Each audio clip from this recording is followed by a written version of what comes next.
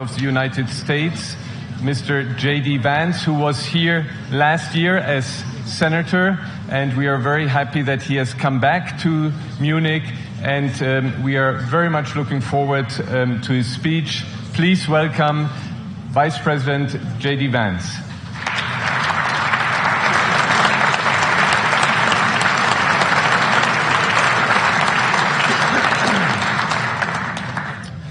Well, thank you, and thanks to all the gathered delegates and luminaries and media professionals, and thanks especially to the host of the Munich Security Conference for being able to put on such an incredible event. We're, of course, thrilled to be here.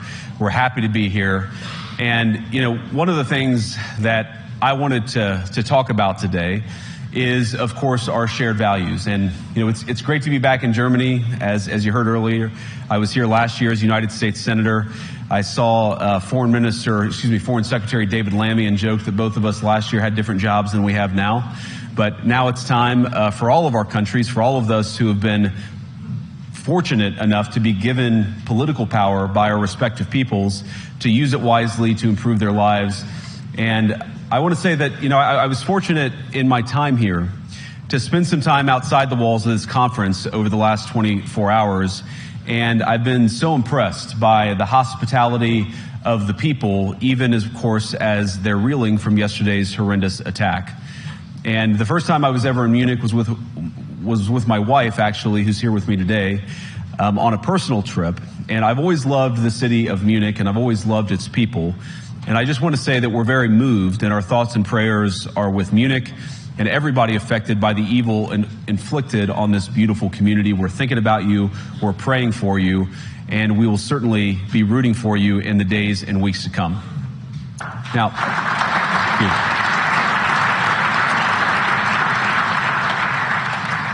I hope that's not the last bit of applause that I get, but we gather at this conference, of course, to discuss security, and normally we mean threats to our external security. I see many great military leaders gathered here today.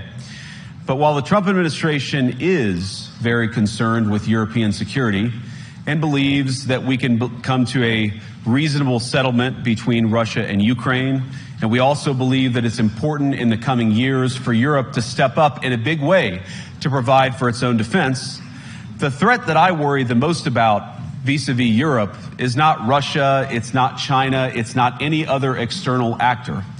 And what I worry about is the threat from within, the retreat of Europe from some of its most fundamental values, values shared with the United States of America. Now, I was struck that a former European commissioner went on television recently and sounded delighted that the Romanian government had just annulled an entire election. He warned that if things don't go to plan, the very same thing could happen in Germany too. Now, these cavalier statements are shocking to American ears. For years, we've been told that everything we fund and support is in the name of our shared democratic values. Everything from our Ukraine policy to digital censorship is billed as a defense of democracy. But when we see European courts canceling elections and senior officials threatening to cancel others, we ought to ask whether we're holding ourselves to an appropriately high standard. And I say ourselves because I fundamentally believe that we are on the same team. We must do more than talk about democratic values, we must live them. Now, within living memory of many of you in this room, the Cold War positioned defenders of democracy against much more tyrannical forces on this continent. And consider the side in that fight that censored dissidents, that closed churches, that canceled elections. Were they the good guys? Certainly not. And thank God they lost the Cold War. They lost because they neither valued nor respected all of the extraordinary blessings of liberty. The freedom to surprise, to make mistakes, to invent, to build. As it turns out, you can't mandate innovation or creativity, just as you can't force people what to think, what to feel, or what to believe. And we believe those things are certainly connected. And unfortunately, when I look at Europe today, it's sometimes not so clear what happened to some of the Cold War's winners. I look to Brussels, where EU commissars warn citizens that they intend to shut down social media during times of civil unrest the moment they spot what they've judged to be, quote, hateful content. Or to this very country, where police have carried out raids against citizens suspected of posting anti-feminist comments online as part of, quote, combating misogyny on the internet, a day of action. I look to Sweden, where 2 weeks ago the government convicted a Christian activist for participating in Koran burnings that resulted in his friend's murder. And as the judge in his case chillingly noted, Sweden's laws to supposedly protect free expression do not, in fact, grant, and I'm quoting, a free pass to do or say anything without risking offending the group that holds that belief. And perhaps most concerningly, I look to our very dear friends, the United Kingdom, where the backslide away from conscience rights has placed the basic liberties of religious Britons in particular in the crosshairs.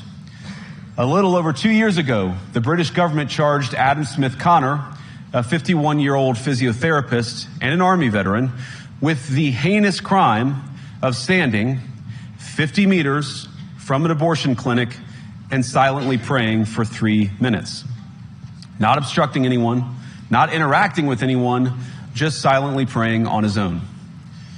And after British law enforcement spotted him and demanded to know what he was praying for, Adam replied simply, it was on behalf of the unborn son he and his former girlfriend had aborted years before. Now, the officers were not moved. Adam was found guilty of breaking the government's new buffer zones law, which criminalizes silent prayer and other actions that could influence a person's decision within 200 meters of an abortion facility. He was sentenced to pay thousands of pounds in legal costs to the prosecution. Now, I wish I could say that this was a fluke, a one-off crazy example of a badly written law being enacted against a single person. But no, this last October, just a few months ago, the Scottish government began distributing letters to citizens whose houses lay within so-called safe access zones, warning them that even private prayer within their own homes may amount to breaking the law. Naturally, the government urged readers to report any fellow citizens suspected guilty of thought crime. In Britain and across Europe, free speech, I fear, is in retreat. And in the interest of comedy, my friends, but also in the interest of truth, I will admit that sometimes the loudest voices for censorship have come not from within Europe, but from within my own country, where the prior administration threatened and bullied social media companies to censor so-called misinformation. Misinformation like, for example, the idea that coronavirus had likely leaked from a laboratory in China. Our own government encouraged private companies to silence people who dared to utter what turned out to be an obvious truth. So I come here today not just with an observation, but with an offer. And just as the Biden administration seemed desperate to silence people for speaking their minds, so the Trump administration will do precisely the opposite, and I hope that we can work together on that. In Washington, there is a new sheriff in town, and under Donald Trump's leadership, we may disagree with your views, but we will fight to defend your right to offer it in the public square, agree or disagree.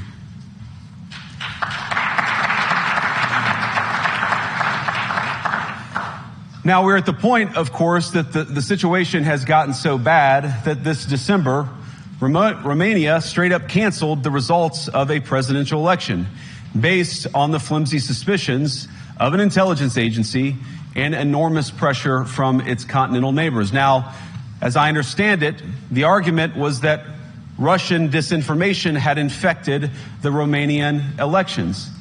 But I'd ask my European friends to have some perspective.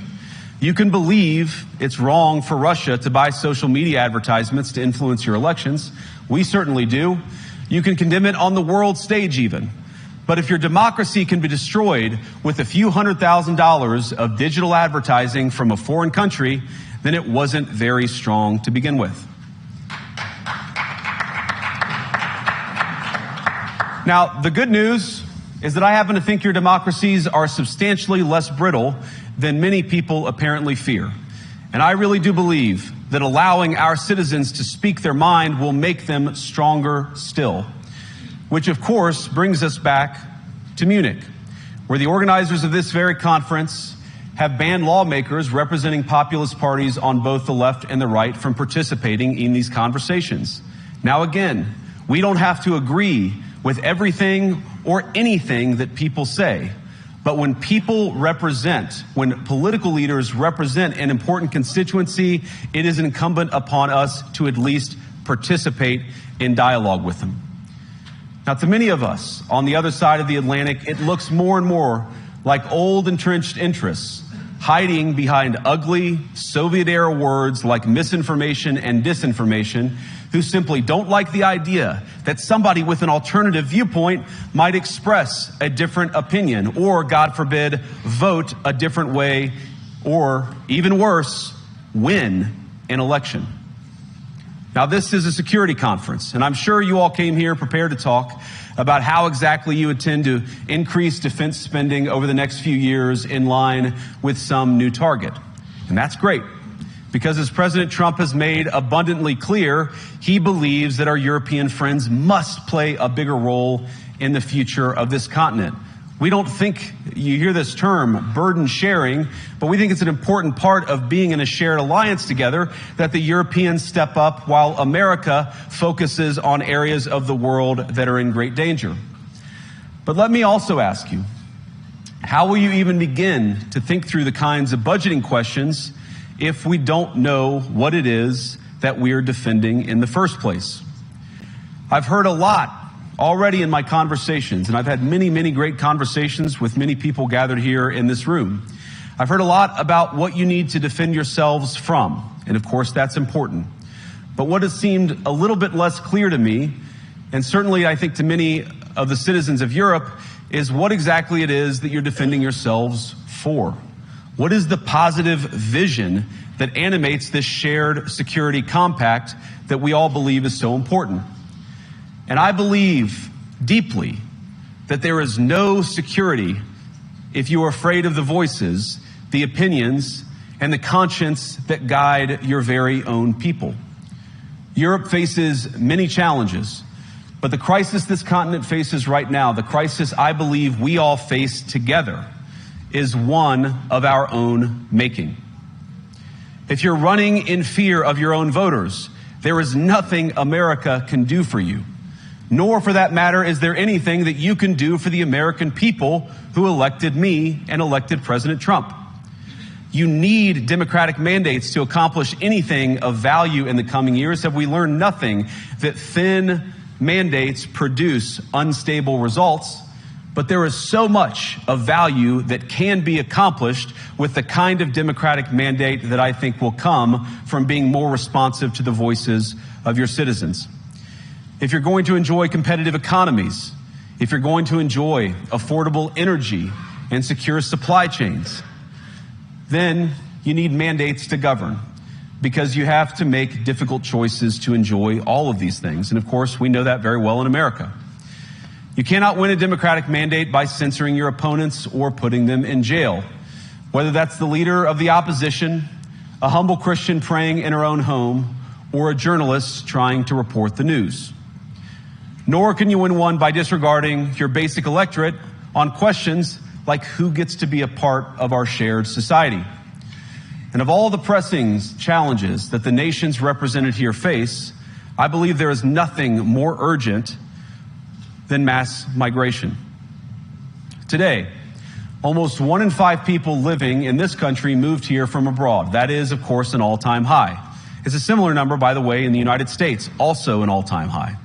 The number of immigrants who entered the EU from non-EU countries doubled between 2021 and 2022 alone, and of course it's gotten much higher since. And we know this situation, it didn't materialize in a vacuum. It's the result of a series of conscious decisions made by politicians all over the continent and others across the world over the span of a decade. We saw the horrors wrought by these decisions yesterday in this very city. And of course, I can't bring it up again without thinking about the terrible victims who had a beautiful winter day in Munich ruined. Our thoughts and prayers are with them and will remain with them. But why did this happen in the first place? It's a terrible story, but it's one we've heard way too many times in Europe and unfortunately too many times in the United States as well. An asylum seeker, often a young man in his mid-20s, already known to police, rams a car into a crowd and shatters a community. How many times must we suffer these appalling setbacks before we change course and take our shared civilization in a new direction? No voter on this continent went to the ballot box to open the floodgates to millions of unvetted immigrants. But you know what they did vote for? In England, they voted for Brexit, and agree or disagree, they voted for it. And more all over Europe, they're voting for political leaders who promise to put an end to out-of-control migration. Now, I happen to agree with a lot of these concerns, but you don't have to agree with me. I just think that people care about their homes, they care about their dreams, they care about their safety and their capacity to provide for themselves and their children. And they're smart. I think this is one of the most important things I've learned in my brief time in politics.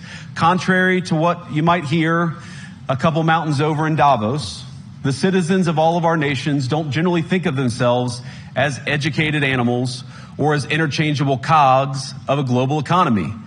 And it's hardly surprising that they don't want to be shuffled about or relentlessly ignored by their leaders. And it is the business of democracy to adjudicate these big questions at the ballot box. I believe that dismissing people, dismissing their concerns, or worse yet, shutting down media, shutting down elections, or shutting people out of the political process protects nothing. In fact, it is the most surefire way to destroy democracy. And speaking up and expressing opinions isn't election interference. Even when people express views outside your own country, and even when those people are very influential. And trust me, I say this with all humor, if American democracy can survive 10 years of Greta Thunberg scolding, you guys can survive a few months of Elon Musk. But what no democracy, American, German, or European, will survive is telling millions of voters that their thoughts and concerns, their aspirations, their pleas for relief are invalid or unworthy of even being considered. Democracy rests on the sacred principle that the voice of the people matters. There's no room for firewalls. You either uphold the principle or you don't. Europeans, the people, have a voice. European leaders have a choice. And my strong belief is that we do not need to be afraid of the future. You can embrace what your people tell you, even when it's surprising, even when you don't agree. And if you do so, you can face the future with certainty and with confidence, knowing that the nation stands behind each of you. And that, to me, is the great magic of democracy. It's not in these stone buildings or beautiful hotels. It's not even in the great institutions that we have built together as a shared society. To believe in democracy is to understand that each of our citizens has wisdom and has a voice. And if we refuse to listen to that voice, even our most successful fights will secure very little. As Pope John Paul II, in my view, one of the most extraordinary champions of democracy on this continent or any other, once said, "Do not be afraid." We shouldn't be afraid of our people, even when they express views that disagree with their leadership. Thank you all. Good luck to all of you. God bless you.